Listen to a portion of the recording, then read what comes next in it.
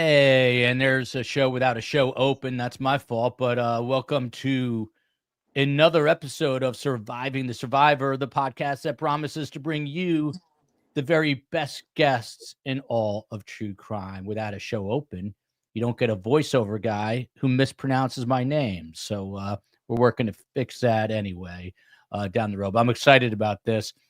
We've got one brand new best guest, one almost brand new best guest, and another best guest that hasn't been here in a while, but is perfect for this story. For those who have been following, this is a real head scratcher of a story.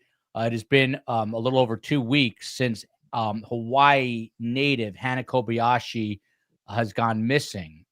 She had this trip planned to New York State.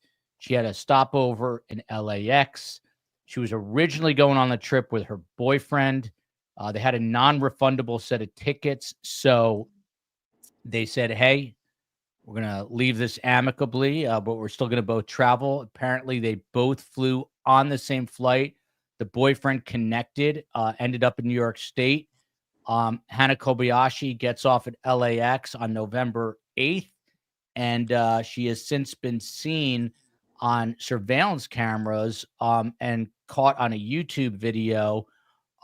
But no one has talked to her for quite some time. We're going to go through the timetable today.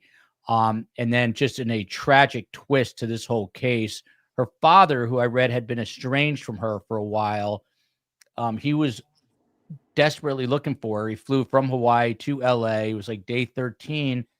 And then late at night, I get a tweet. I'm looking at it, and I completely thought I misread it. I thought maybe Hannah, was found dead, but it was the father who sadly took his own life.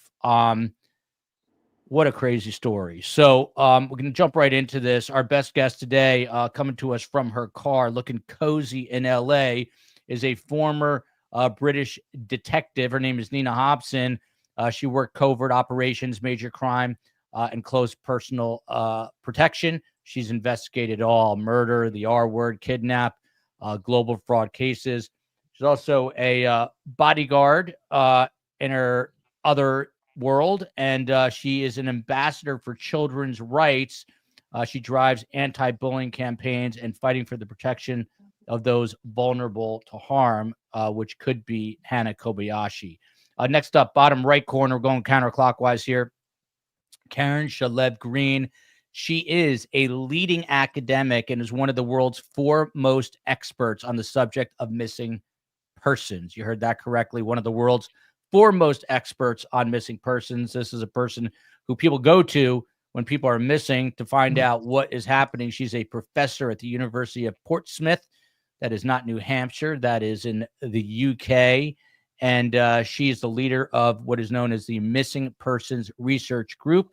It used to be the Center for the Study of Missing Persons. So amazing person to have on this panel. Last but not least, you got the New Yorker, Tom Smith. He was on the show just a day ago. New Yorkers do not mess around. He, after 2001, the 9/11 attacks, he remained within the NYPD, working in conjunction with the FBI and Joint Terrorism Task Force capacity. By the way, do you know my friend Robin Dreek, Tom, FBI, counterintelligence, New York City? No, I don't.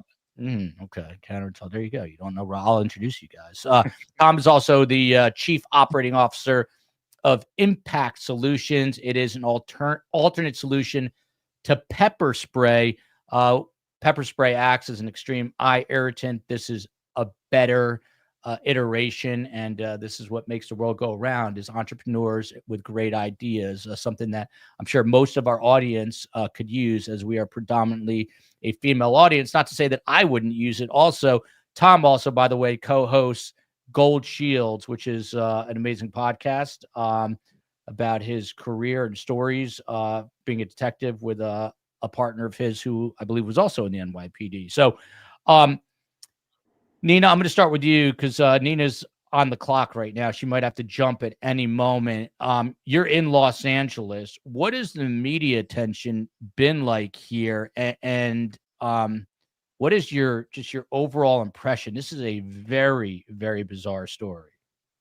Yeah, obviously the media attention has been huge, and it's obviously got worse due to the very sad and tragic circumstances of the dad. There's a lot of conspiracy now around why dad took his life, and whether the media actually had a part to play in what's happened with him. So for a while, there's been a little bit of a focus on the dad, which, we've got to get back on the focus. Sad as it is, that there's also still a missing young lady, and also so I think the media need to respect what's happened with the family, but also need to be the supporting leading role with us still trying to find her.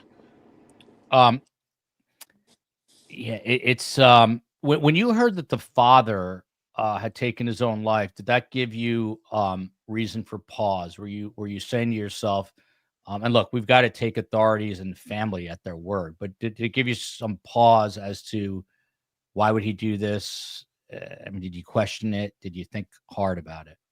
Yeah, I mean, you do, and as a cynical detective, which I probably am after 30 years in the game, you start to question everything. And there are certain things on this case that I don't know the answers to, that I would like to ask questions about.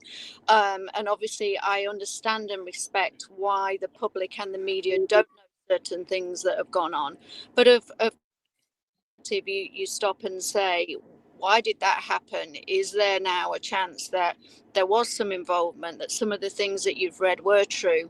But I'm also a parent, and the thought of my daughter going missing, honestly, maybe it was purely it got too much. 2 weeks no sleep, no, lots of negative things said about him because of their relationship. And so, I judge anyone as what's happened there, whatever has happened, that whatever the reasons, it's really tragic.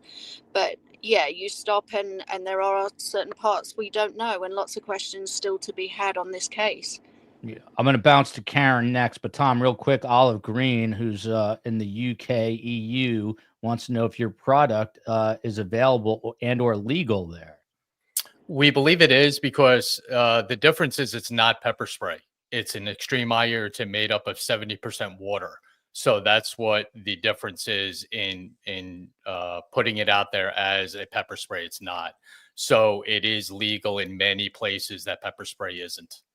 Yeah. COEs with the kids. Otherwise, we'd have way more graphics for you today. But Space Ghost put this one up. This is the missing flyer that went out after a good amount of time had passed. And this is very important because this is a very distinguishable tattoo that is on her right forearm. You see it's a dagger going through a heart, which is actually fitting once you heard what happened with her father. I mean, it's devastating. But Karen, number one, how do you become a world expert on missing persons? How did that happen? Just working in the field for quite a while. And I guess I'm one of very, very few people that specialize in the subject of missing persons. That's all I do. That's all the research that I do. So I'm a generalist, but I'm a specialist. So it's both. And I guess building that body of work makes you uh, considered a world specialist. There you go. So I've got to ask you, I mean, this is a very obviously high profile case in the States, wondering if it's made headlines in the UK. Yeah. And when you heard about it, what runs through the mind of a world expert on missing persons hearing a case this odd? Um, First of all, it is you start running some scripts. So I guess it's kind of the hypotheses, isn't it, of what's possible to have happened. Um, Anything from living on her own accord, her choice, to abduction, to homicide, to trafficking, to anything along that line of choice, not choice. To me, mostly it's really about the families. I guess Nina and Tom will talk more about the investigation. I come slightly from a different angle. It's about the family and what does it do to the family And also the media exposure. We don't really talk about that and the effect that that can have on families. Yeah. And clearly here is a very, very complicated case. Well, let me jump in there. Since you say you really focus on the families, I assume it's very uncommon this early on, at least, for a parent to, and we use the term unalive because YouTube does not like the other word, but is it very out of the ordinary for a father to unalive himself 13 days into a case that he seemed so invested in? It is. We see in the longer term when people are missing for a longer period of time, where families, about 43% of family members say that they at least thought about suicide. And so, we have to take into account the impact on their mental health because that impact starts from the second they realize their loved one is unaccounted for. It is the worst, or at least one of the worst experiences any family can go through, with enormous zigzags of emotions. And some people can handle it better than others. And if you take into account the media and lack of sleep, that hopelessness, that move constantly, some people can handle it better than others. Tom, to you, after 9/11, you were focused more on the terrorists, but prior to that, you were still a NYPD police officer and a detective. You see Brooklyn Pasola here saying, I'm not shocked. She has no cell phone activity, no bank activity. It seems grim. I was stunned. We had a guy on the show yesterday, Tom Naco Nolan, who's a very cool dude who's been both in the NYPD and the LAPD. And he told us on the show, there's only, for the entire county of LA, or the city of LA, I guess, not the county, there's only 3 missing persons detectives on that unit, which I am blown away by. When I was almost as surprised to hear that as I was about Hannah Kobayashi's father's really sad demise. But you're seeing here this cell phone activity. If you throw yourself back in, and this is going on in New York City, not LA, what are you doing right now as an investigator? Well, what I would do is you kind of work backwards. You start at the very most beginning you can think of when it comes to her life and her, thought of maybe traveling and so forth. And you're going to do a deep dive into the entire family, into her background, into her social media. I mean, nowadays, that's a good thing about technology today. You have the ability to go into their lives, and anyone today cannot not be on social media or not do searches on your computer. So you use that to your advantage and you try to just keep going as further back as you can to maybe a starting point of maybe a troubling text, maybe a computer search or Google search that she did that might spark something going forward. And you do that with everyone. You do that with the entire family. You do a dive into who is she following on social media, who's following her, and you just take it level by level and strip it away like an onion of what you're going to do and who you want to maybe talk to even more, and a number of interviews that you would do across the board with her actions. How is she feeling? What is her habits lately or her hobbies? And you go into more of a profile of the victim right now, and to try to figure out, where this went wrong. And everyone said it on this. You keep an open mind because everything's on the table, from, the worst case scenario to a kidnapping to a just flat out missing. Maybe, something happened along the lines to maybe she just went, I'm out of here. That all that has to be on the table, and you have to have an open mind as an investigator and detective, not to jump to any conclusions. Yeah. Are the police involved? Yes, they are. They've been pretty tight-lipped, and the family's been vocal, as oftentimes they are, that they don't think that they're doing as much work as maybe they should be, which we don't know how much of that is like, forward-facing and how much they're keeping to themselves. Nina Hobson, to you, I mean, the New York Post, Tom and I both know, is a little sensationalistic, but an interesting paper.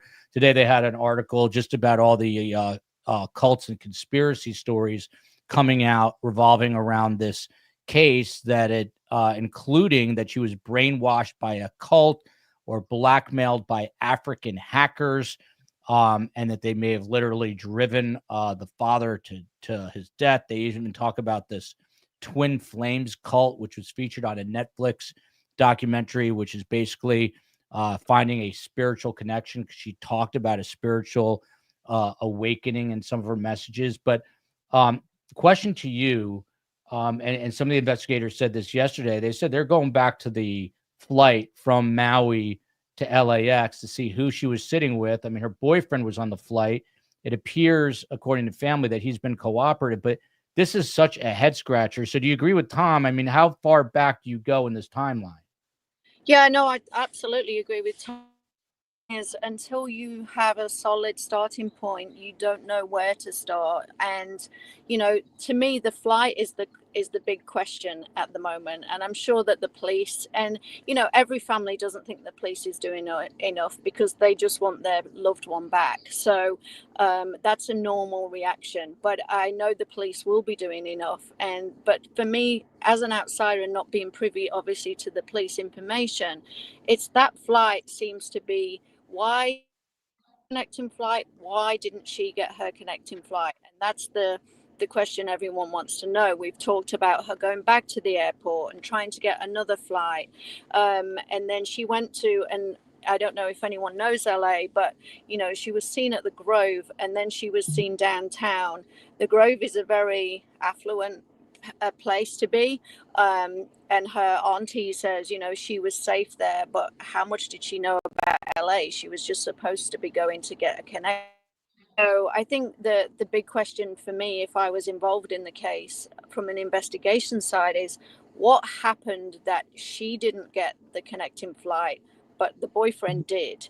And the fact that she didn't, there's probably reasons that we aren't yet aware of.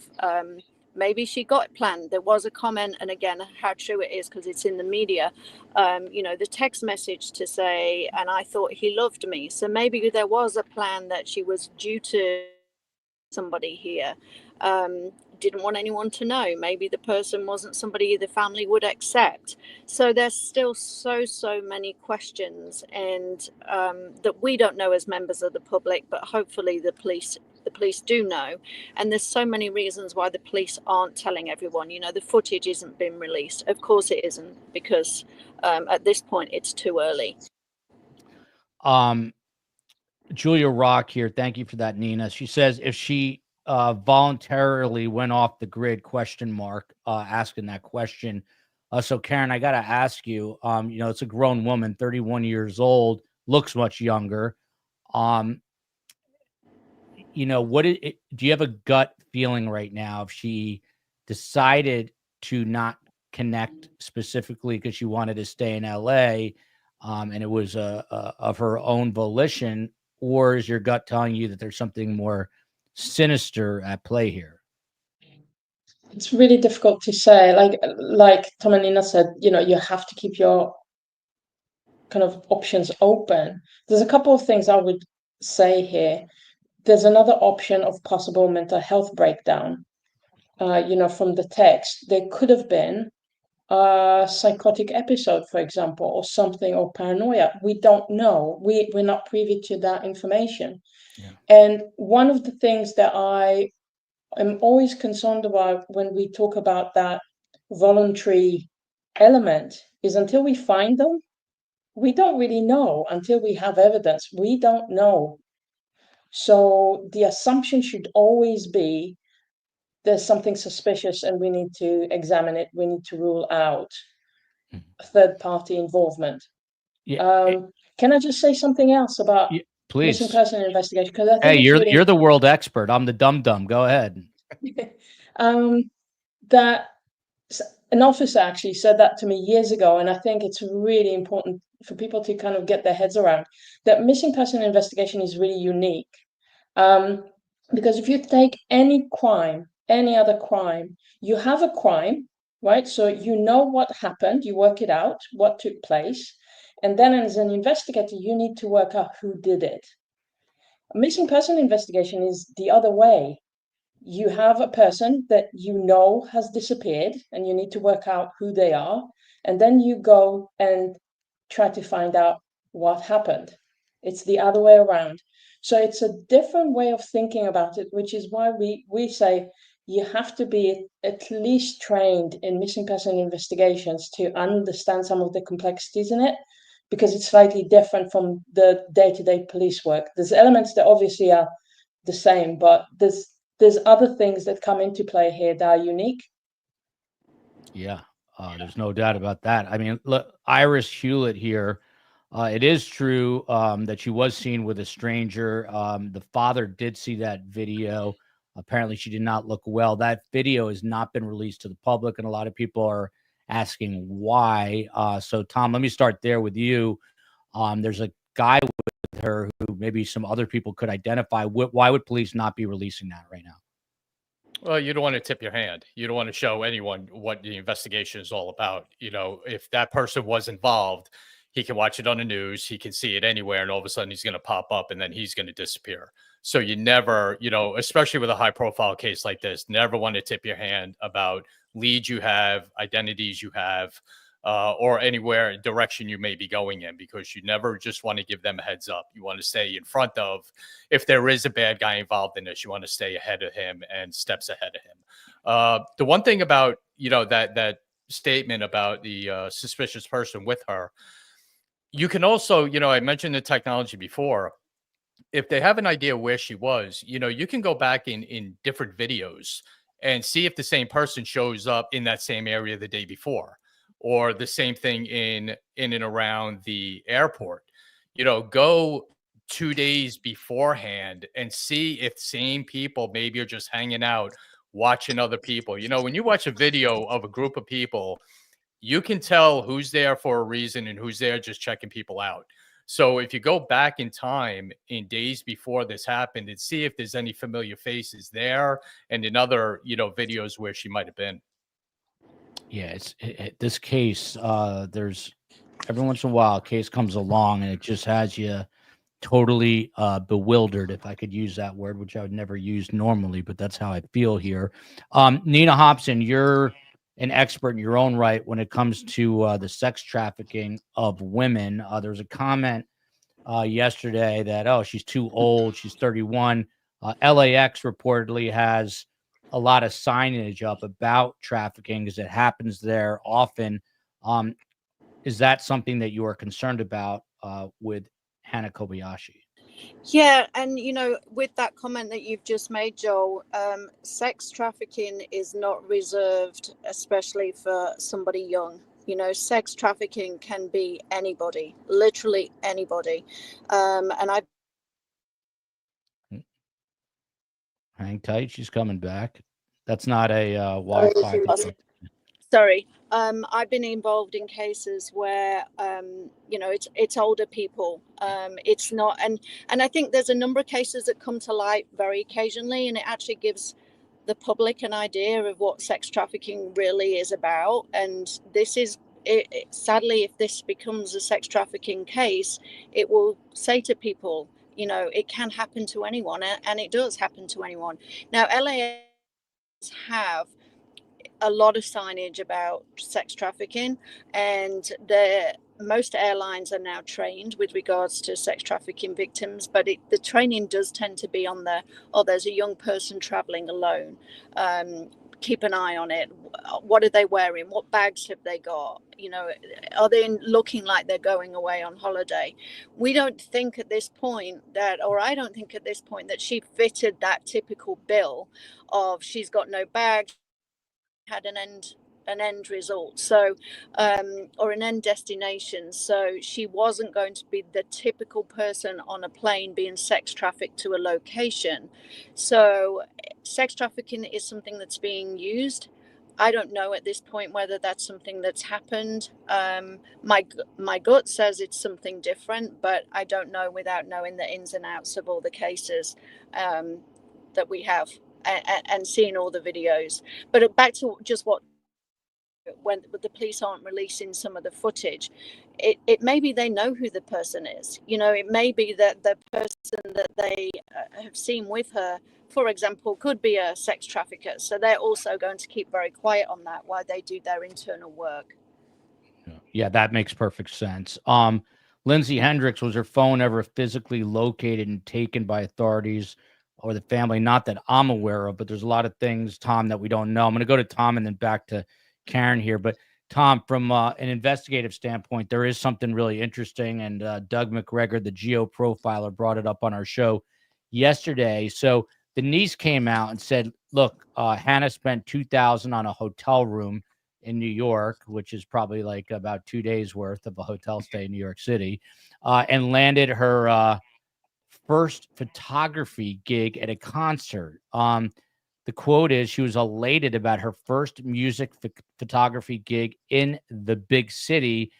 She had an involved trip itinerary and had paid thousands for her hotel room.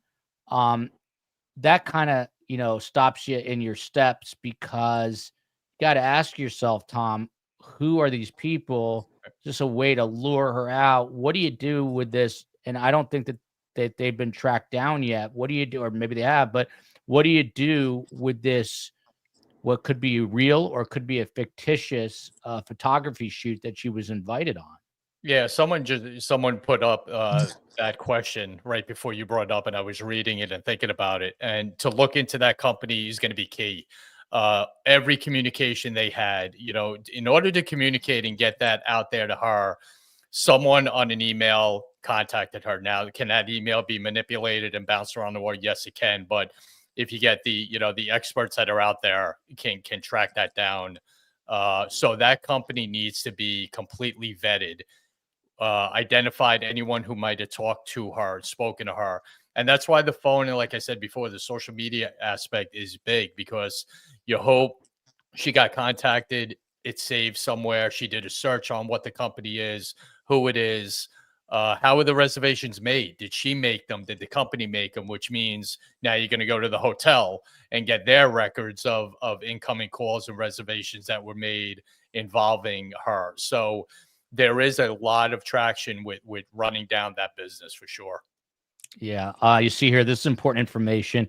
Two conflicting ages, 30 or 31. Hawaiian woman, 5 feet, 10 inches tall, weighs about 140 pounds, brown hair and brown eyes, and fair skin with freckles, as well as a tattoo. I don't know if it says knife, but it certainly has a knife, a dagger going through a heart. This is an interesting question, so I will ask the world expert here, Karen Shalev. What does make a case high profile? It's interesting. It's like, what comes first, the chicken or the egg? But I would assume it's the media picking up on it and then like kind of blowing it up. Am I right or wrong about that? It can be two ways. One is sometimes on social media, there's a lot of activity about a story, and editors will pick up on it and start to cover it. Sometimes that particular case will stand out. And this case is a very good example, because you've got everything in it. You've got a pretty woman, you have somebody who's vulnerable, you have totally unexpected, it's baffling, there's the mystery, there's potential for it to develop, right? We don't know where it's going to go. And so the media often covers these types of cases where you sit on the edge of your seat and wait to see what happens, because if it develops into a criminal investigation, we're then going to have arrests, we're then going to have trial, we're going to have sentencing. It's going to live for a very long time. And so it kind of a case that keeps on giving in that sense, and it's an awful way to see it. But those cases where there is something very unique, different, possibly violent, with an innocent victim, are those cases that normally will get that media coverage. Nina Hobson. So regarding this photo shoot that she was allegedly hired for in New York City, which obviously she never got to New York, her aunt came out and says that she had landed this dream gig photographing a DJ and had made a meticulous hour by hour detailed schedule. Now, this is a woman who's in LA with, big dreams of the big city. And now it's photography, taking photographs of a potentially famous DJ. Tom gave us his take. What are you doing in regards to whoever this person or persons were in New York City? And let's assume for a moment that it's not a legitimate place. How do you track them down? She's getting a call. She'll be right back. Nina's working, so she's doing two things at once, which we appreciate. However, it's taking a sec, so maybe she's taking a call. So let me go back to you, Karen, on that. What do we do? Some people are using the word potentially lured by whoever these people were. From your perspective, with your experience, it sounds a little odd that she's gotten this big job, but no one really has details about it. It's this big DJ. What do you make of that? And how do you, I guess, get to the bottom of it? Good detective work, really. It's looking back into the details of what company, like Tom said, looking at any correspondences, looking at any footprint in a way that this company will have, because obviously she's not their first client, so they would want to see bank transactions, they want to see CCTV of people, they'll want to see all of the activity that you will normally have from a functioning company that gets talent, right? Talk to previous people that use them. What's their experience has been like? Can they track them? If they disappear, not in the physical sense, but if you can't find them and there's no evidence of who they are, that sounds suspicious. If you talk to them and they say, yes, I've actually done the gig, I got paid for it, then you're less suspicious. So all of these things, you go back to that and you just ask the questions. Yeah, that looks like Nina had a bounce. Nina is working bodyguard, so she's dealing with that. The company seemed legit. It's funny. I just reached out to Gisela, which is how I think you pronounce it. And the artist was supposed to shoot, was in fact performing. That's interesting. I actually just asked, I say Gisela in the States, but I asked her to come back on the show. We'd spoken a long time ago. She'd never been on the show, but I wanted her to come back on because I know how she's an amazing investigator who digs really deep from overseas. Here's Nina back here. Hey, Nina. Hi, apologies. No worries. So just back to this alleged photo shoot in New York City. What are you doing with that aspect of this investigation? I mean, Tom made a really good point. We both go back to the start. She is going to New York, then she has a reason to go to New York, and then we get details about what the reason is. So now it's verification of those reasons. So does this person exist? Was this a genuine person? Was this a scam? We've said she's paid for her own accommodation, so that would immediately be more of a red flag, unless she's going to get that back. It's a famous DJ, so if this famous DJ, where is he? Where is he right now? Who's talking to us about him? It may not be him, but there has to be, if it's genuine, there has to be somebody from that world and that agreement who is talking to the police and saying, that's the girl we were going to have, who's missing. Let me tell you everything that we know.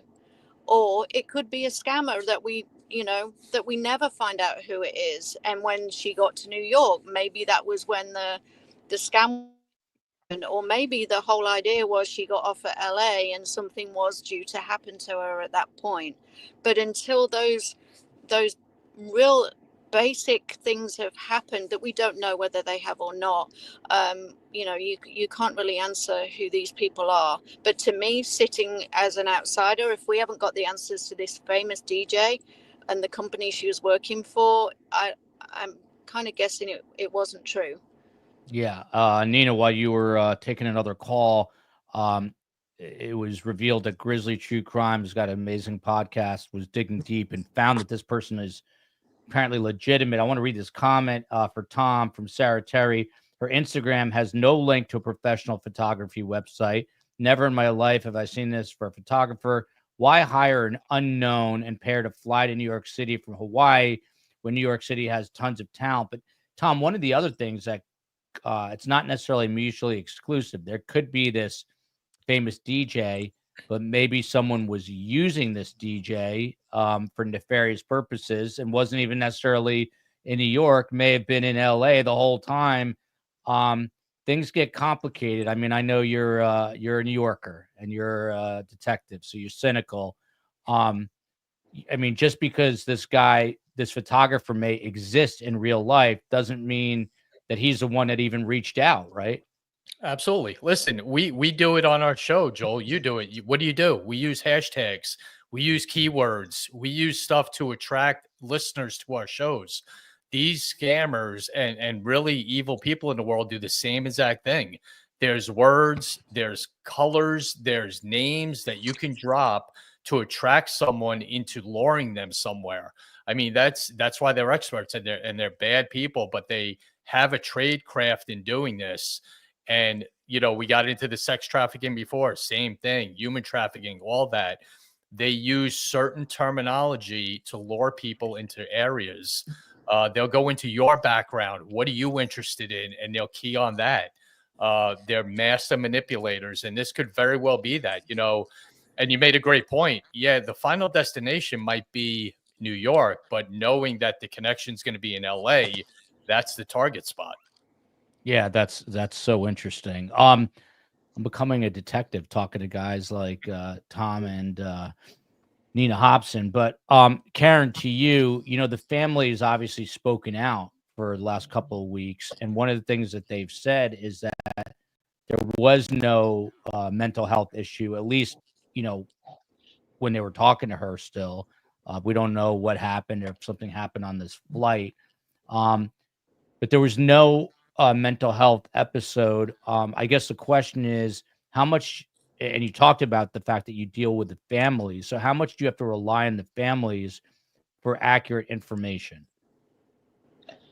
It depends on the relationships, I guess, within families, and detectives have to understand the complexities quite quickly. Families will know so much. As an adult, she is possibly has a different life that they're fully aware of.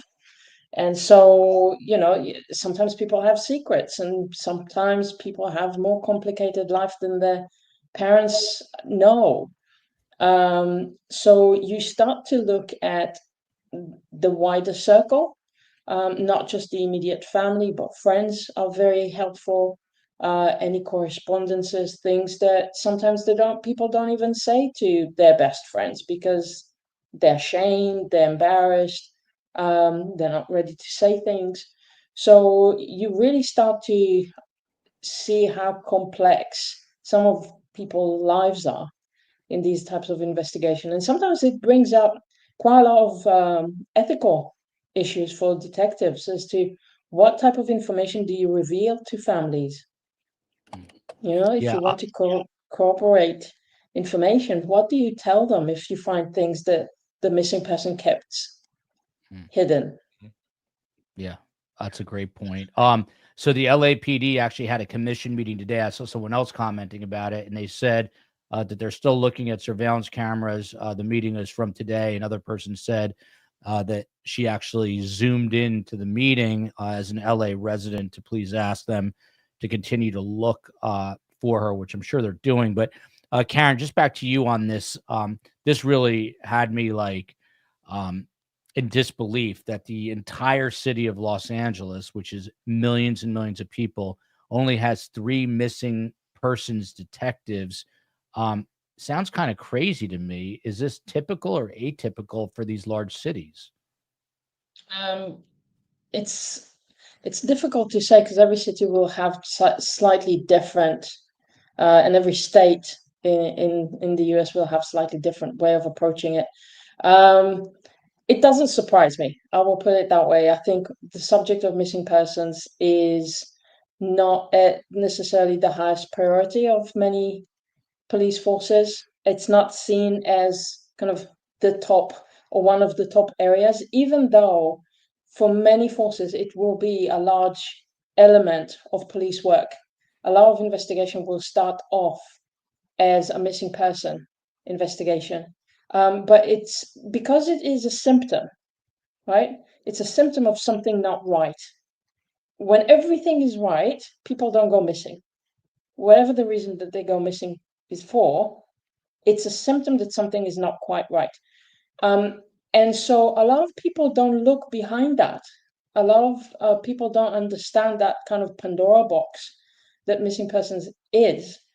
And so there's a lot of assumption that people will come back quickly, people will be found quickly, which many do, but not necessarily look deeper into it. And so we don't quite understand the effect that that has or the networks that that leads to. So I'm not, it doesn't surprise me, no. Joel, By the can way, yeah, I jump just in, Nina. Yeah, add something there? So obviously, as a ex-cop, you have basic training from the get-go, from when you start being a police officer.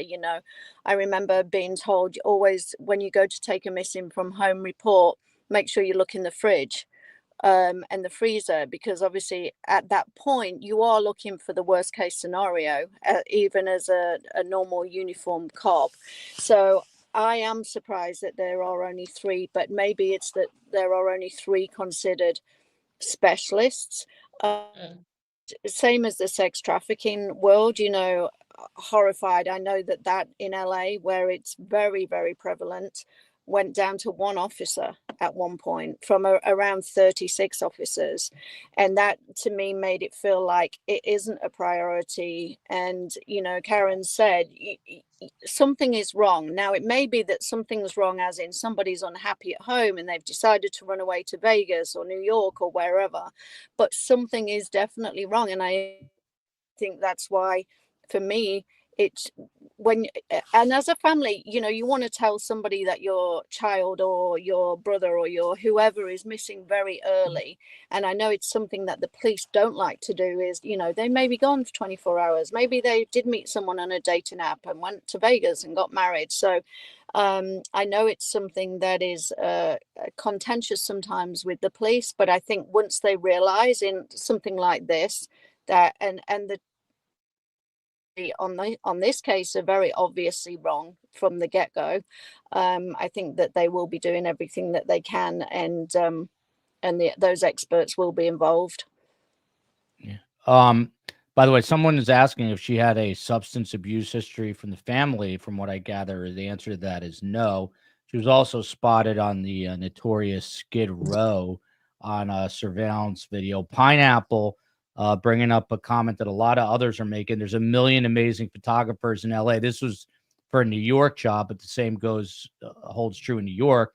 There's no way some random girl landed in LA and immediately got booked for a famous DJ, but it would have been New York, but maybe, I don't know.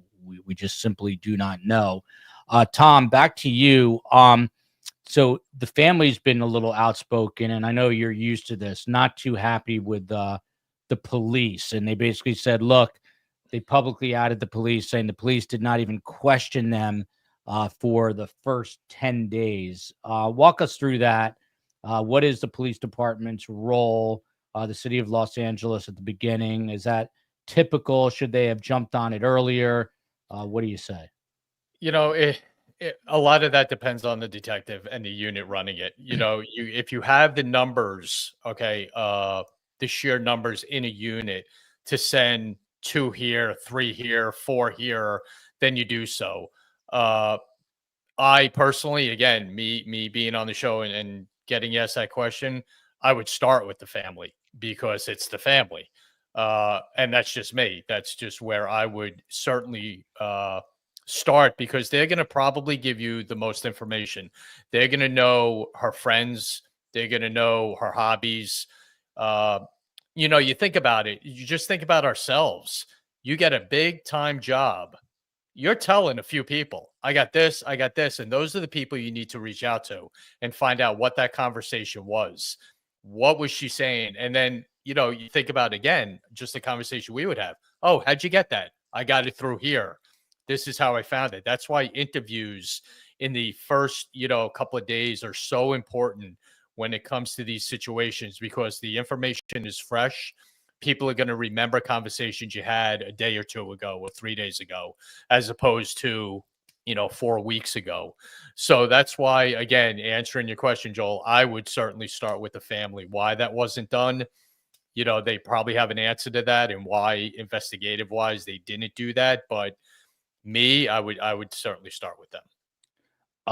From Lascara here, looks like her big photography gig was canceled. She might have been distressed after spending $2,000 on hotels. That's a definite possibility. Nina, back to you. The last family member that she reportedly spoke to was her aunt, who she was supposed to be visiting in upstate New York, a woman named Jordan Montalvo. She says that Hannah called from LAX and told her aunt that she missed her flight and was trying to rebook it, telling her, "I'll meet you there," meaning in New York State. Obviously, she never gets there, which is incredibly distressing. But to Tom's point, are investigators in New York State speaking to the ex-boyfriend? Are they speaking to the aunt? Are they trying to get as much information as possible for themselves and for detectives who are working on this in LA? Absolutely, they should be. 100% they should be talking to the ex-boyfriend. I don't know enough about that situation and how that ended, or even that is a little bit odd that they had a amicable split, but they decided to eat, and then he gets on a flight and doesn't check that she's there or with him or okay.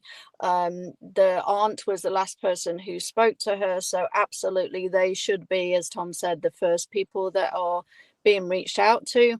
And families sometimes will say, well, that's not typical of them. And Karen raised a great point earlier. Not everyone knows every family member's secrets for a reason, but you also do know kind of around people long enough. And I think that I can only agree with what's already been said by the panel is, family is absolutely key and continues to be key also moving forward. And they have been quite a vocal family, which I understand, because they want to find their loved one. But there's also things that are being said that we shouldn't know about. By the way, Dr. Shiloh with LA Not So Confidential is tuning back in today. And Dr. Shiloh, since you keep tuning in, I'm going to make you come on the show, because we're going to stay on this tomorrow. We're staying on this story till they figure out what is going on. So if you're down, as Steve Cohen says, to get down, let us know. But I'll send you an email. Steve or I'll send you an email later on. Would like to get your insight on this as well. So many questions. Why was her ex-boyfriend traveling with her? Why wouldn't he have stayed behind with her if she did not make her flight? Back to the father for a second, Karen. This same aunt, not the one in New York, but the one who's been looking for her in LA, whose last name is Pidgeon, Pidgeon. She said he just died of a broken heart. Being on the streets and seeing what the possibilities of where his daughter could be, no sleep, the speculating rumors that are going around, it just took a toll on him.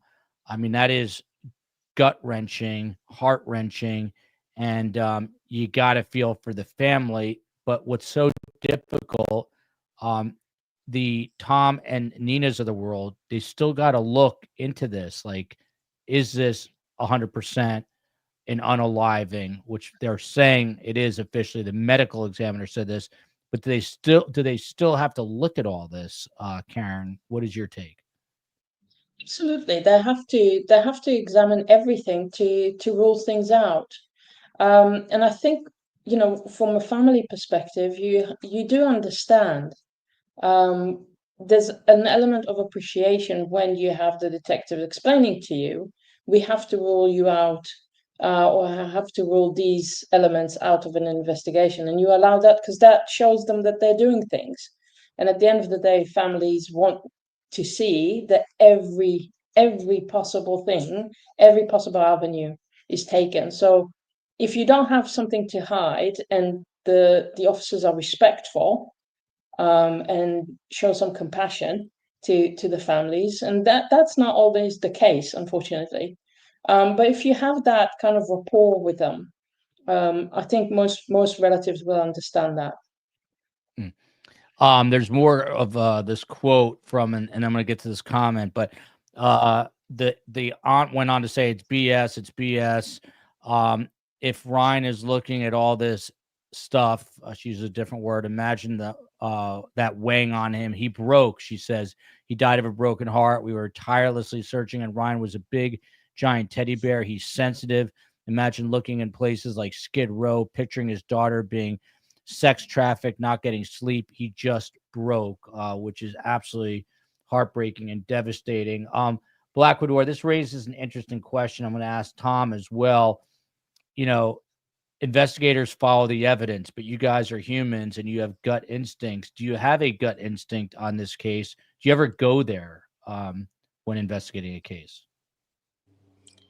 Is that to me or Tom? Yeah, no, to you, Nina. Oh, sorry.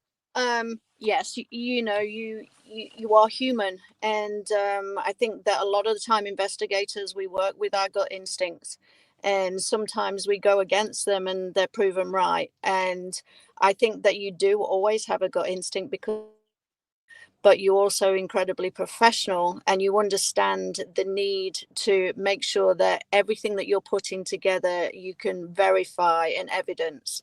And you go down a road and it leads you to a T-junction, and you go right and you come back to the T-junction, or so English terms, and you go left and you come back to the center again. And I think that's a professional way that you have to deal with it. But there are times when you think that happened or that was the person, and you have to prove yourself sometimes right or wrong, but that's because we are human. And seeing, and the way that you read out, the comments about the dad, it's absolutely tragic what's happened. But as a detective and as an investigator, you immediately also think about the other side of things. Why did that happen? 2 weeks in, he is estranged from her. So not that he feels any less love for her than his child up or was with them all the time. But yeah, and again, whether it's cynical or whether it's just the world that we've been in, and Tom will have been in the same, you question everything, and you have to. Excellent point. We're going to get to the timeline in a minute. Look at LA Not So Confidential. She's teasing us. She says that she'd be willing to do it, but she's at work. But yet she's watching the show. So that's interesting. What are they going to do? Fire you, Dr. Shiloh? I'll write a note for you. But we're going to get into the timeline here. So obviously she arrives to LAX November 8th. She misses that connecting flight. I think there was like 42 or 43 minutes between flights, and the boyfriend apparently made it. And again, they had broken up, were traveling separately, and were traveling together on the same flight, but sitting separately and apparently not talking to each other. Tom,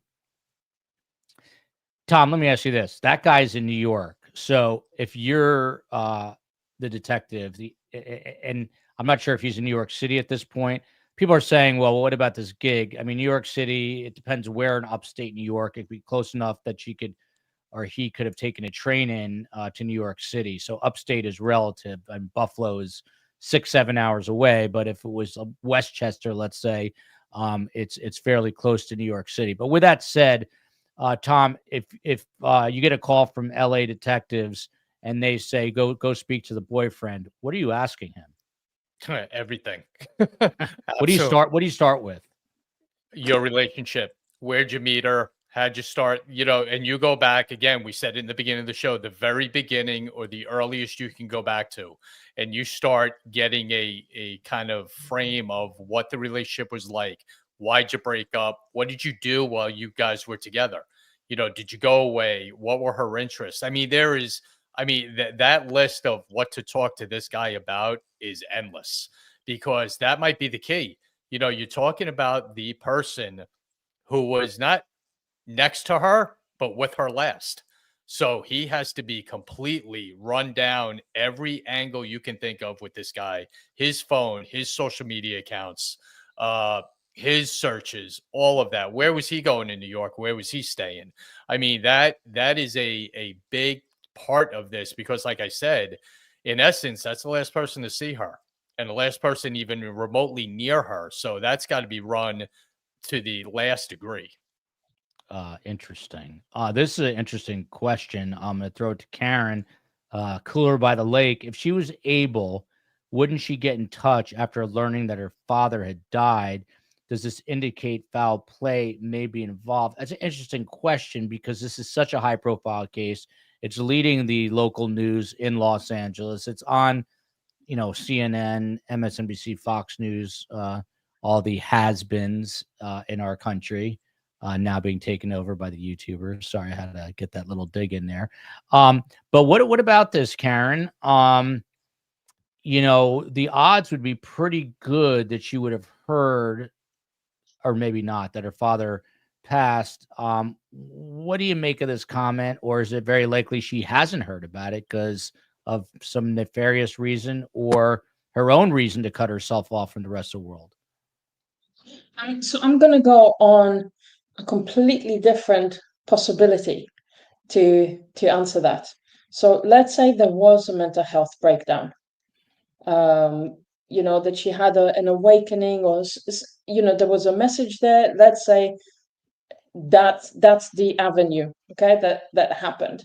It doesn't mean that I think it did, but for the purpose of this discussion, what we know with people with mental health breakdowns, for example, if they go missing, many of them that will be bombarded with phone calls, texts from family, actually switch their phones off.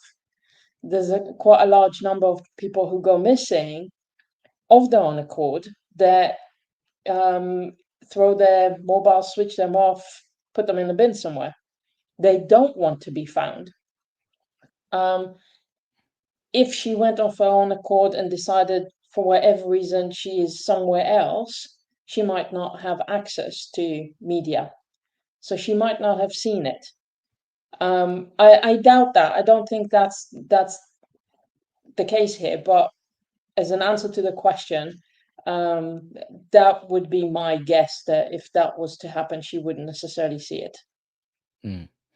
From Kim Cantu, back to Nina on this. She ordered her luggage to be sent back from New York City because it went on, obviously, because it was supposed to be a connecting flight. So she asked for it to be brought back to LAX. There's video of her going back to LAX to pick it up. Obviously, she's there because she wanted to be. It may have eventually turned bad. I mean, the questions are endless, because then you're asking yourself, well, what happened to this quote unquote big photography job in New York City? Why would she have blown that off? What do you do with the luggage here? There's this luggage situation. I mean, they say follow the money, but here you got to follow the luggage. Right. And obviously the luggage is also a key evidential point, because we don't know what's in the luggage. We don't, that could also give some kind of answer to what's going on. So that's being examined. Yes, we think she was there, at that point of her own accord. But again, we don't know what happened. We don't know whether it was that she stayed in LAX or stayed in LA.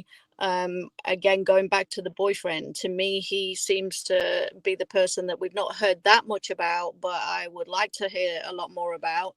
The location she's been seen, again, a very polar opposites, Skid Row and the Grove Shopping Center, where she's at a Nike event. So there's just so many unanswered questions at this point that we have. Yeah, it's crazy.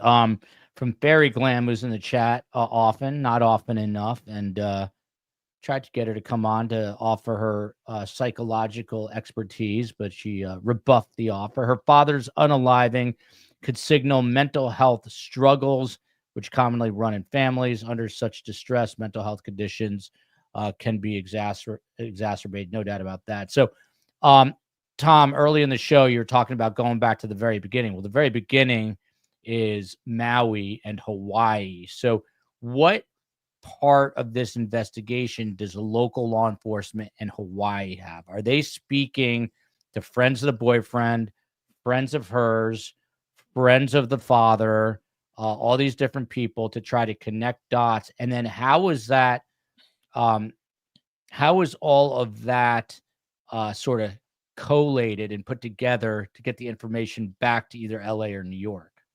Yeah, well, LA is going to have put together a working group, is what we used to call it. And they're going to have a meeting just like we are, and you're going to have, whoever's running certain parts of it on one meeting. And you're going to start tasking, we have this. Can you look at this? Can you do this? So it becomes a larger one team, but doing different aspects of the case in different areas of the country, and reporting back to whoever the case officer or case detective is in LA. And they're going to be running it, and they're going to throw out their taskings and getting the information to put even a bigger picture together of this incident. But we did that all the time, either just in the country or around the world. And it works very well. The information sharing is quick. There's no need to get on a plane and fly out there when you have a team of detectives that can do the same job out there. So you're getting the information quicker than traveling around the country. Yeah, now with Zoom, it's like it's changed the whole. You can report from your living room now, which made the COE ecstatic. I could be a news reporter and never leave the house. I was just going to go to Nina, who's getting a call. So, Karen, back to you. We're about to get into some of this timeline here. November 9th is a big day because Hannah is spotted at this Taskin bookstore. There happens to be one right here in Miami, I believe. It's at the Grove Shopping Center. It's basically these big, giant coffee table picture books. And Hannah then sent a Venmo payment to two people whose names the family did not recognize. So, from your perspective, when you're, I know you do the academic side of this, not necessarily the investigative side, but how important are the timelines to really like nail down exactly what happens on each and every day? It's crucial because you have to build as accurate picture of what happened, what were the movements, who are the possible players.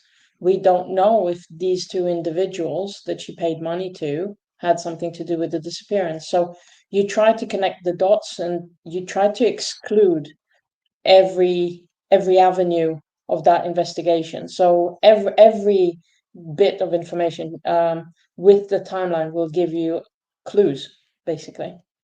Yeah. Barbara Ellison here to Nina. How can the boyfriend be an issue unless he flew back to LA? Apparently he was interviewed in New York after she was reported missing. Can you answer this? Because I mean, there is still a chance. I'm not trying to indict or convict this guy in a court of public opinion by any means. And they say he's been really cooperative, but just the fact that he makes it to New York doesn't necessarily get him a get out of jail free card, at least not at the beginning of the investigation, right, Nina? No, exactly. I think we've covered the fact that he's probably the last person that's seen her, and I don't know enough about his relationship with her other than it was amicable. They decided to use the tickets. Do you think, well, it's a little bit odd that we go on these flights and we haven't actually had any connection, or I run to a flight because we've only got 48 minutes or whatever it was, and you don't? That in itself seems odd. Just check in on somebody that you've been in a relationship, and he may be nothing to do with this. He may have, for all we know, he could have said, oh, she told me on the way she was going to stay in LA and she got other plans, and I didn't question it because we weren't together. But it doesn't take him away from, until we know what's happened, no one is away from this investigation, whether that's family, whether it's boyfriend, whether it's somebody. Here we go. I'm gonna pick it up with Tom. So Tom, people, not just people, but it was Dr. Shiloh, who has LA Not So Confidential, as a former law enforcement official in LA. She was saying the reason there's only 3 missing persons detectives in all of LA, Los Angeles city, I believe, not the county, is because of this defunding of the police, which is a whole other story. But you see the negative side to that. Let's just put it that way. But digital forensics, I mean, in this day and age, and you talked about this earlier, every single movement is tracked, even if you don't know that you're being tracked, or even if your phone is shut off. So is there a unit right now that we don't know about that is specifically working on the digital forensics aspect of this, finding out where a phone pinged, at what time, all the triangulations, all of these sorts of things? Oh, no doubt about it. And by the way, hello, Shiloh. Love Shiloh. A good friend of mine. Had to get that out there. Sorry. No, it's awesome. But you know what? When you have the LAPD, the NYPD, your resources are endless. And then you get into the federal government. You can tap into the FBI to assist you in this and use their resources with their technology that they have. When you have a case like this that's this high profile and this out in the media, your resources grow, because the results have to get to a point. So you start tapping into experts and expert units who are put together to do exactly this. Here's a cell tower triangulated to this. I mean, it goes on, and there are some extremely talented people out there who know exactly what they're doing on the tech side, who can put all this together, and hopefully they're tapping into them. And I've had them on the show. They're exceptionally cool nerds who spend their life breaking this stuff down. And as we all know, nerds run the world. All you have to do is look at Elon, and they make the detectives look real good. So back to this timeline. It's November. Can I just jump in for a second? Please go ahead. Yes, absolutely. It's just one of the things that families complain about, and I think, given the platform, it's worth highlighting that we do have a high profile case here, and look at the resources, but there's hundreds of other families that their loved one has gone missing that will not receive this kind of support and coverage, and it's deeply, deeply unfair.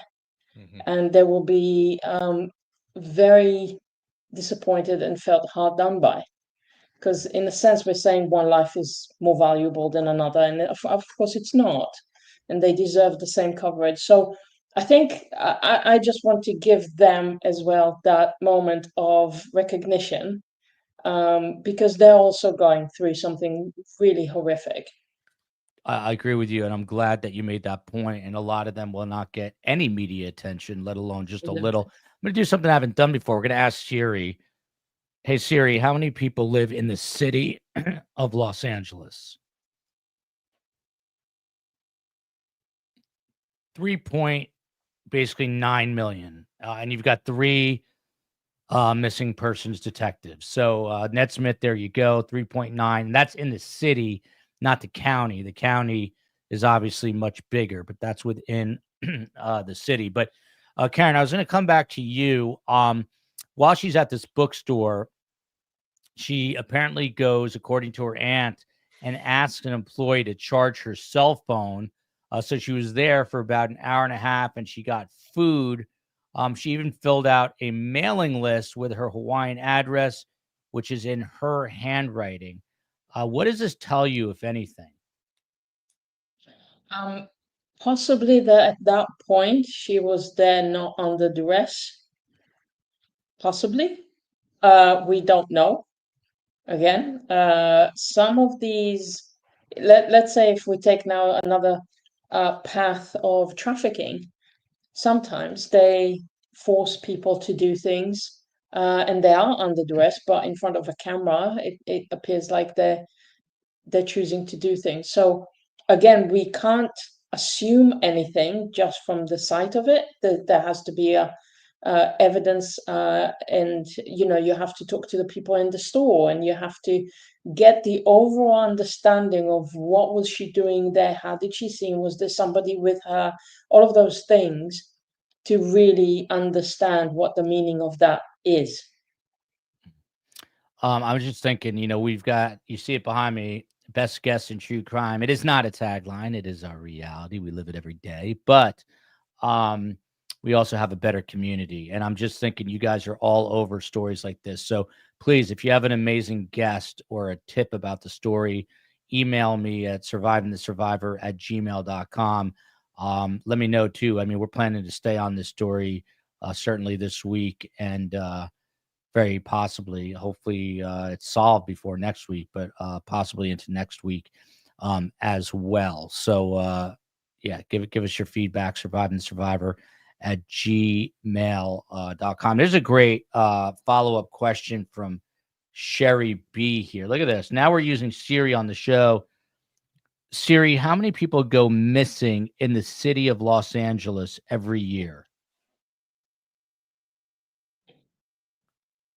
And they don't give you an actual number. You have to look it up there specifically. And I will tell you why as well. Okay, please do. Because they don't know. Yeah. They don't know because, one, there's probably not a good counting system. If there was, there wouldn't be just 3 officers. If they knew the real numbers, there's also a lot of underreporting. A lot of people don't make those reports, and sometimes for good reasons. Sometimes because they make calls and they look around and people come back, and so they don't need to. Sometimes because communities don't trust the police and will not make those reports. There's different reasons, and sometimes people make a report and the police won't record it. We've seen that happen. So even if you got a number, it wouldn't be the accurate number. Right. Yeah. By the way, I've seen reports that LAPD is no longer investigating. I have not seen that confirmed. If anyone knows whether it is confirmed or not, this goes back to the fact that they may believe that she just went missing on her own, and she's an adult. So, you've got that issue. But Karen, real quick before I get back to Tom, is this a universal problem? I mean, I know people go missing everywhere, but is it worse here in the United States, which seems to be a very violent country more than most? No, the answer. Because, like you say, it's universal. So there's different reasons why people go missing, and in some other places, there's things we call enforced disappearances, for example, where thousands and thousands of people disappear because of drugs, because of wars, and some political activity. But there's also other reasons. So people with dementia will go missing anywhere. People with mental health breakdowns will go missing anywhere. There's certain things that are just universal. So people will go missing regardless of where they are. I don't think, from the statistics we know, there's about 600,000 missing persons report every year in the US. In the UK, it's about 300,000 missing persons report. So it's not particularly extreme. Well, relative to the populations, that's not that big a Yeah. difference. Yeah. It's still not screaming more than the population, or unusually high. There's other countries, in terms of statistics, if you think about it, in Africa, right, 1 billion people, 51 countries, and officially there's 40,000 people going missing, which is impossible. It's just not realistic. So the numbers are just not accurate for us to conclude.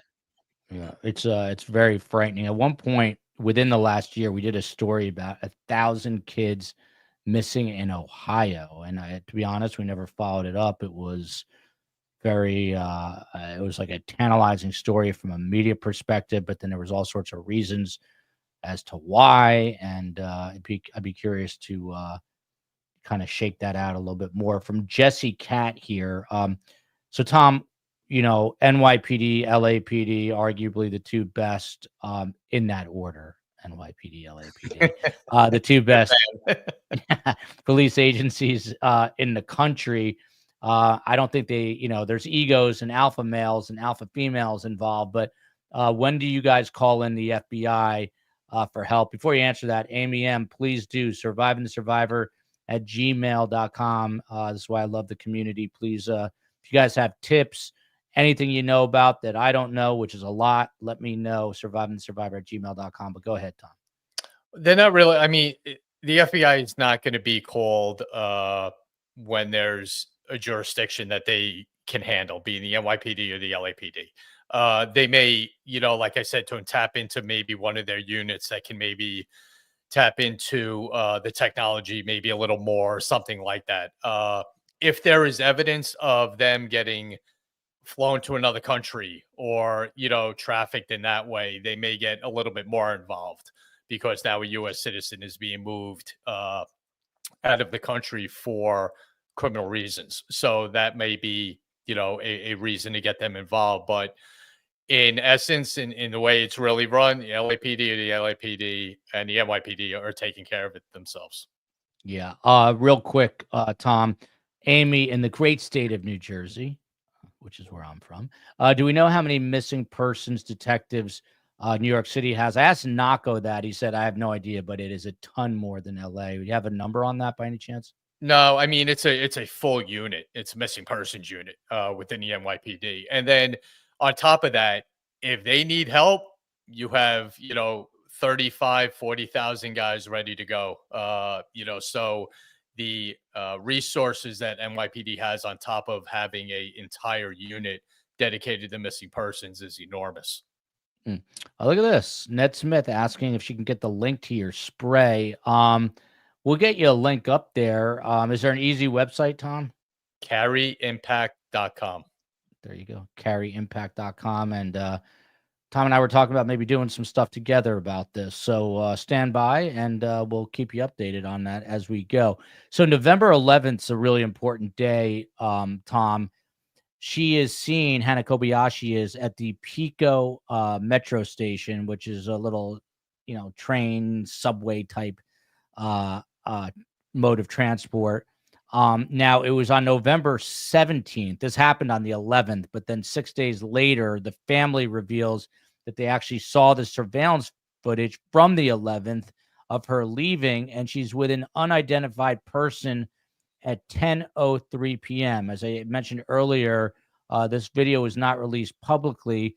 The comment from the family is, it is evident that Hannah does not appear to be in good condition, and she's not alone. And then they go on to say it was the last day anyone has heard from her. Tom, I mean, it's like finding a needle in a haystack, but what do you do to identify this person? I mean, are we at the point in investigative technology where they're using like facial scans? I mean, how are they trying to track this guy down? Well, either that or put a picture out. The media is the media, and social media is even bigger than the mainstream media. You get a picture, you print it, and you post it everywhere. Someone's going to know them without a doubt, and someone will come forward. Just because the family, and I just wanted to touch on this before you got to that main question, Joel.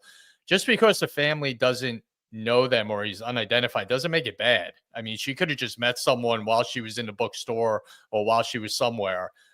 So you have to, like I said before, you keep everything open. But when it gets to a point of completely disappearing, and this might be the last video of her with this individual, his pictures should be all over the place to get him identified and get him questioned. Yeah, he sounds like he could be a key to solving this case. A few more things, and we will Sage Lake. So there's a guy named Steve Fisher who's excellent. We've had him on the show before, and he lives in LA, and he actually investigated this case. I'm trying to get him to come on. He has been kind of a focal point himself of some controversy because he stopped searching, saying that this person is known to the family who she's with, and that the family's not being forthright. To be honest, I just don't know enough about it. But we have reached out to Steve Fisher, and if he's willing to come on, I'll circle back with him. Look at this. Here's another one. Joel, please get Steve Fisher. Him and I speak via direct message on Twitter, but if you guys want to bug him for me too, feel free. I'm sure he'll love that. But Karen, so November 11th is the last day, and on that day, there's like a flurry of a very bizarre texts too that come into the family. One says, and this is reportedly from Hannah's phone, and I quote here, "Deep hackers wiped my identity, stole all of my funds, and have had me on a mind F," that rhymes with duck, "since Friday."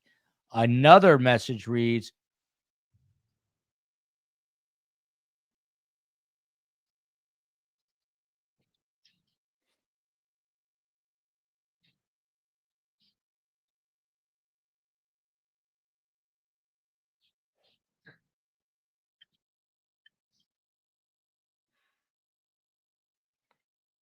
We're gonna have to think wait I for the lost them. host to come back. Yes. My battery is running low, so I'm actually gonna stop and run to get the charger. So just tell him when he's back. And I don't even know what the question was, because otherwise I would have answered. Well, he was in the middle of it, so Yes. I mean, I do have my show, but I'm not going to run his. So just give me a second. I'll Yep, I get will the tell charger. him. We're just standing by for Joel to come back into this world. hey, There it Paul, is. I just got new. I literally had AT&T here about 45 minutes ago with the best, highest speed fiber optic internet, and obviously it ain't that good. AT&T. Mm. AT&T. This is live on a show that gets 3 million viewers and listeners a month. AT&T, get your act together. Did we lose Karen? No, Tom? she's coming back. She went to get her charger. Awesome. Yeah. I scared her. So the show cracks me up that this stuff happens. I'm just always thinking, like, if I was back at Fox News Channel and my Wi-Fi went out, I'd be fired. Mm. So Tom, to you, this message: deep hackers wipe my identity and have had me on a mind F since Friday, followed by I got tricked pretty much into giving away all my funds for someone that I thought I loved. Very bizarre messages. And someone pointed out, who would use the word funds? People are like, my bank account or my cash. What are you doing with these text messages? Because even the family said, that it just did not sound like her sending the messages. Real quick, Tom, Space Yeah. Coast, there's a problem. I only have 2 inputs, so I'm gonna have to talk to you about how to get. There is a way for me to hardwire. We'll talk about that afterwards. But I like to bug everybody with this. But Tom, yeah, what about these text messages that are kind of strange? You try to zero in on the location where that took place. Hit a cell tower, hit something that can ping it where that actually took place, and that may give you a broader idea of it's bizarre. I mean, listen, we could sit here all night, Joel, and try to pick apart that bizarre text, and we're not going to. When these cases develop like this and keep going, and more crazy things happen, bizarre things, they're more difficult to explain. But my thing would be to try to ping it, hit a cell tower, and find out exactly where that phone was being used. She was and is that I just made the same mistake. No one should refer to her in the past tense. I believe she's still with us. People have a tendency to do that, but obviously you can tell a beautiful woman, not the best image in the world, but there was a rally at the crypto arena in LA. Again, normally we would have many more images, and I'll put them up on Instagram at Surviving the Survivor and on Twitter at Podcast STS. But the COE kids are on their 97th vacation of the year this week. So she's tending to the kiddos. But this is very important too. This is a tattoo on her right arm of a dagger going through a heart. So if anyone happens to be in the LA area and you're at a Starbucks and someone leans over and you see this tattoo, I would let law enforcement know right away. Karen, back to you. So also on November 11th, she returns to LAX. On November 12th, now the next day, the family files a missing person report. Now, I'm not that well versed in missing persons, but it seems like a long time from November 8th. You know, if it was my daughter, I'd be filing a report before I even, got in the car to go look where she, look for her. But why the discrepancy? Why the, 4 days or so before they file this report? When you have a loved one traveling abroad, you are, I guess, more willing to consider that there would be reason that they can't contact you as quickly. They're not next door. They're not coming to see you, and so if there was no contact with the family, that would have been unusual. They probably tried to contact her. There's the inner voice and doubt that says that's kind of the inner argument of, oh, it will be fine. I'm sure there's a good explanation versus the worry, right? Mm-hmm. And when we say what is a missing person, how do you define what a missing person? What will lead you to contact the police and go make a report? It's that worry, right? Mm-hmm. It's that worry that time has passed and you still can't find them. So there's an element of risk that you assess in your mind. Something's wrong enough here for me to start going to the authorities. And it's really scary to get to that stage. So when you have a 3-year-old that goes missing, everybody immediately jump. When you have an adult child who's been messaging you, you're not that concerned and there's a plan, you might be more lenient to think maybe there's a reason there. And it depends on the family, it depends on the relationships. If that's a family that every day or twice a day will get a message, there would have been probably much quicker. It varies a little bit in terms of the communication that they had.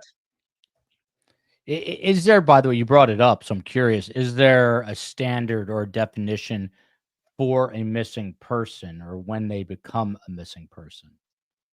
So there is a definition. Every country is different. There is a US definition, so it's written by the FBI. There's a definition. I don't remember it by heart. The UK has its own definition. To me, it is shocking that there isn't a UN definition, given that it's an international human phenomenon. And some countries don't have a definition. So there's huge variety. Yeah, super. Like if you bumped into Karen at the supermarket, would you think she's a world expert on missing persons? No, but she has this crazy knowledge. I'm always amazed by this stuff. And it's awesome to be able to pick her brain.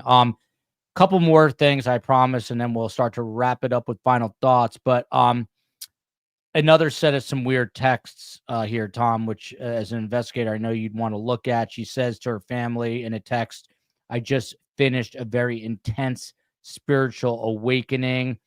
She apologizes for her quote unquote craziness, later adding it was quote unquote definitely intercepted. These are almost at this point, I don't want to say incoherent, but bordering on like so nebulous that they're almost hard to understand about the definitely intercepted.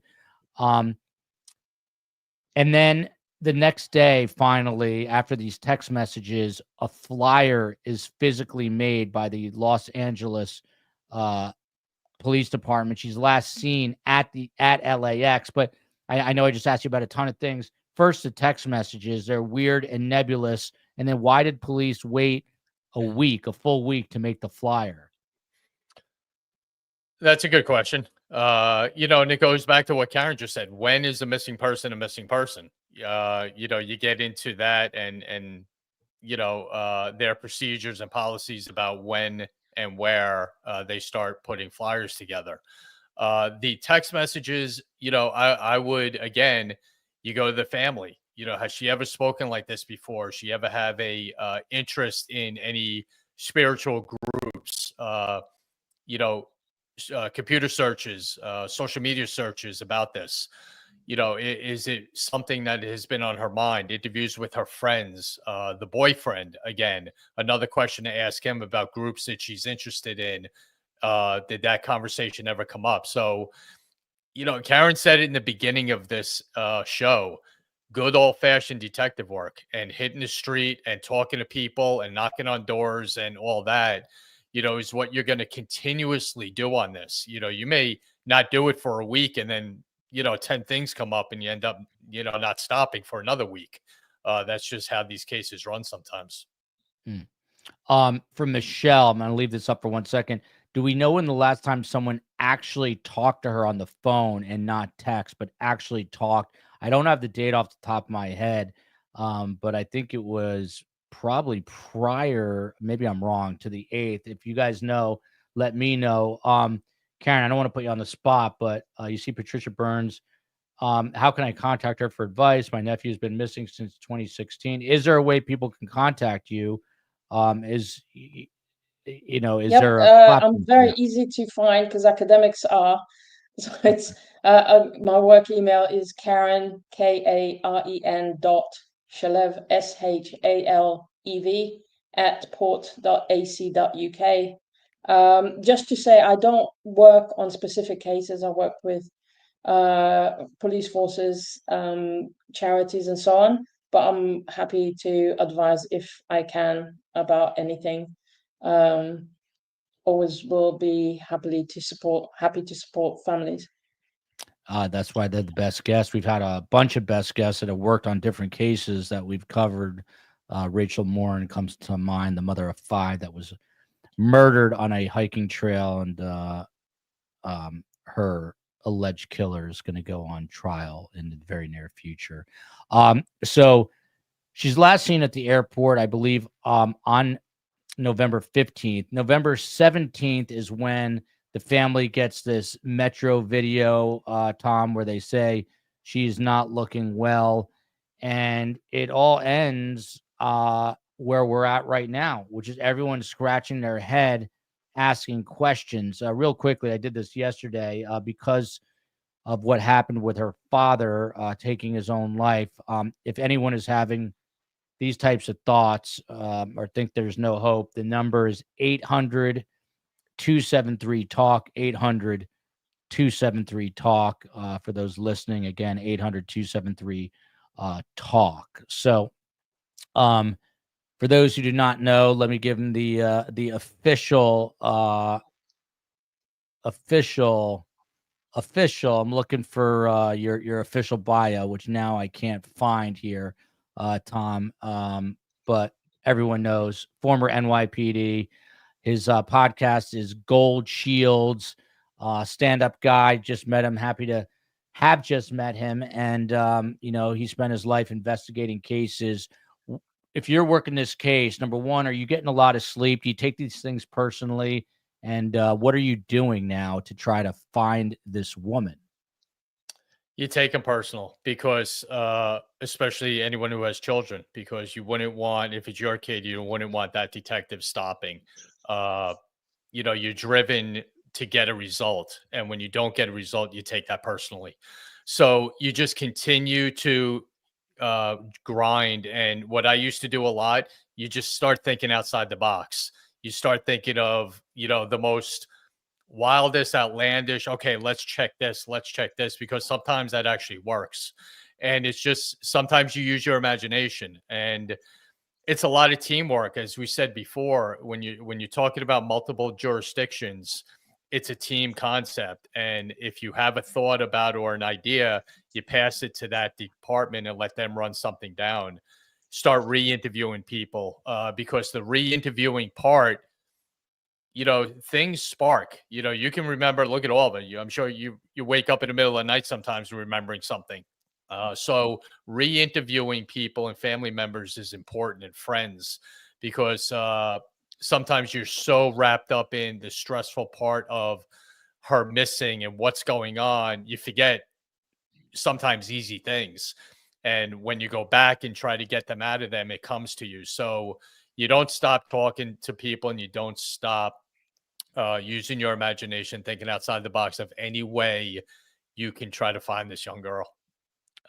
Man, I miss New York City sometimes, especially when guys like Tom are saying that they take it personal. New York police do take things personally, and I love that about them.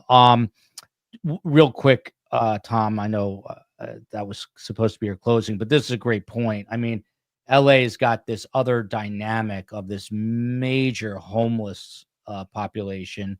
Last count I heard, it's like 63,000 homeless. And for those who have not visited LA, there are tents everywhere. And I mean, Beverly Hills, Brentwood, which are some of the nicest areas where the celebrities live, Venice Beach. That's really daunting, Tom, because she could be in any one of those. How do you approach that? Get a picture out there, post it everywhere, keep it on the news, keep it on social media, but walking around handing flyers out, each radio car around that area should have a handful of pamphlets with her name on. Just hand them to everybody, because if she's around, and you hope she is, someone's going to recognize her. It happened. It's happened before. It can happen again, but you need to arm the civilians and the population of that area with the tools to identify her. So you need to get her picture out there every chance you get and keep it out there. By the way, Nina Hobson, as you could obviously tell, had a jump. She is a former British detective. She's worked covert operations, major crime, close personal protection. At one point, she was Bono's bodyguard, and now she's bodyguarding someone else that all of you have heard of. I can't say it, and I won't say it, but if you want to Google it, I'm sure you could find it out pretty quickly. But so she's tending to business for her client. Let's put it that way.